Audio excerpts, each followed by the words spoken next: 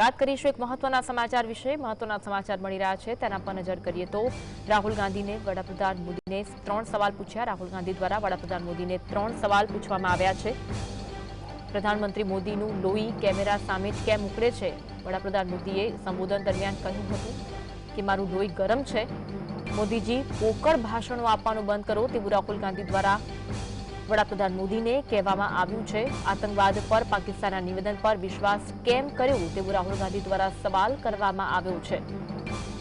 Trump સામે ઝૂકીને તમે ભારતના હિતોનું બલિદાન કેમ આપ્યું? રાહુલ ગાંધી દ્વારા વિવિધ સવાલો વડાપ્રધાન મોદીને કરવામાં આવ્યા હતા। તમે ભારતના સન્માન સાથે સમજૂતી કરી લીધી હોવાનું રાહુલ ગાંધી દ્વારા કહેવામાં આવ્યું છે। વડાપ્રધાન મોદીને આ 3 સવાલો કરવામાં આવ્યા છે। રાહુલ ગાંધીએ વડાપ્રધાન મોદીને 3 સવાલો પૂછ્યા છે। સોશિયલ મીડિયા એક્સ પર શેર કરીને 3 પ્રશ્ન પૂછ્યા।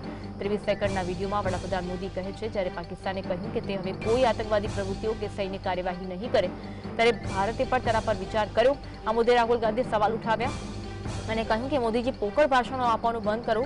રાહુલે પીએમના ભાષણમાં એક વાક્ય પર કટાક્ષ કર્યો જેમાં વડાપ્રધાન લોહી ઉકળવા અંગે વાત કરી હતી।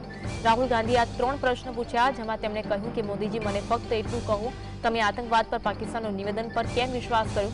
ટ્રમ્પ સામે ઝૂકીને તમે ભારતના હિતોનું બલિદાન કેમ આપ્યું? તમારું લોહી ફક્ત કેમેરા સામે જ કેમ ઉકળે છે? તમે ભારતના સન્માન સાથે ચીડા કર્યું છે। યુદ્ધ વિરામ થયા બાદથી કોંગ્રેસ પાર્ટી અને રાહુલ ગાંધી સરકાર સામે સતત પ્રહારો કરી રહ્યા છે। તાજેતરમાં વડાપ્રધાન મોદીએ રાજસ્થાનના બિકાનેરમાં એક જાહેર સભાને સંબોધિત કરતી વખતે પાકિસ્તાને ફરીથી ચેતવણી આપી હતી જેની સામે રાહુલે પ્રધાનમંત્રી મોદીને સવાલ પૂછ્યા હતા।